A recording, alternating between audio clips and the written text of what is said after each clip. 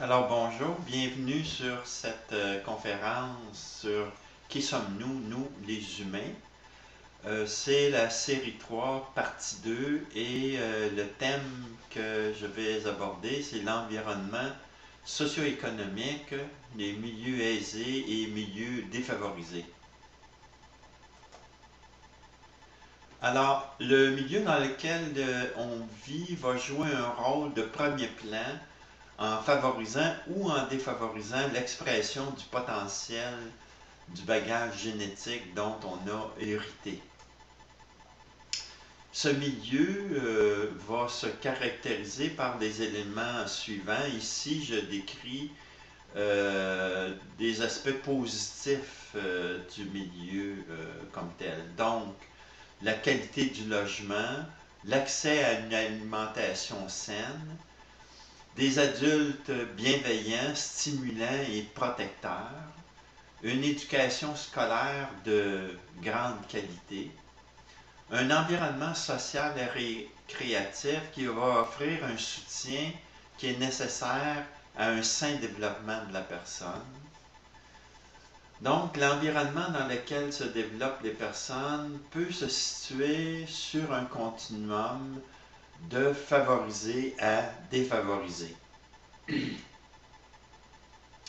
Alors, si l'on prend le milieu favorisé, il va surtout se composer des classes sociales supérieures, des personnes ou des classes moyennes et supérieures, c'est-à-dire des personnes aisées dans le fond.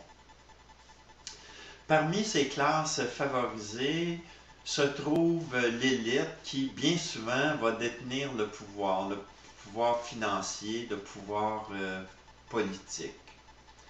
Les personnes, dans le fond, dans le milieu favorisé, vont profiter de ce qu'on appelle le cercle vertueux, ou ce que Statt, dans son behaviorisme social, appelait la spirale ascendante, ayant donc des conséquences positives pour les personnes. Contrairement, le milieu défavorisé se compose habituellement davantage de classes sociales populaires, d'ouvriers, d'employés à faible revenu. Bon nombre vont vivre dans la pauvreté. La pauvreté, on va la définir comme une insuffisance de ressources financières et matérielles pour combler adéquatement les besoins de base. C'est une insuffisance de revenus et des conditions de vie qui sont précaires.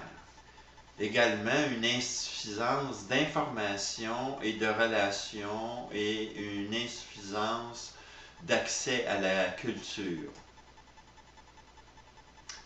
En milieu défavorisé, les pauvres subissent les effets négatifs et les conséquences de ce qu'on appelle le cercle vicieux ou encore la spirale descendante.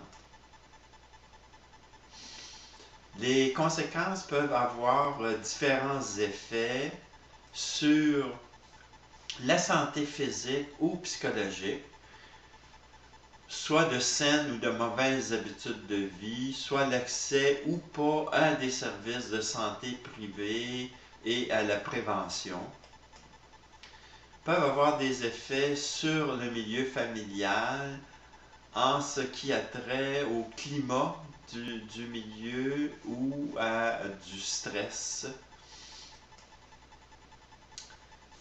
peut avoir comme conséquence également sur l'éducation scolaire, sur la possibilité d'avoir accès ou pas à la culture, aux écoles privées, aux activités parascolaires.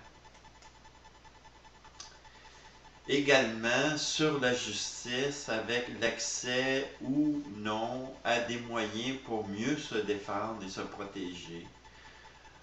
Également sur des projets de vie, sur la profession et sur le travail. Dans le fond, l'accès à des professions qui vont permettre un revenu décent ou une croissance personnelle et un accomplissement dans le travail. Alors, voilà donc l'aspect des environnements socio-économiques favorisés ou défavorisés.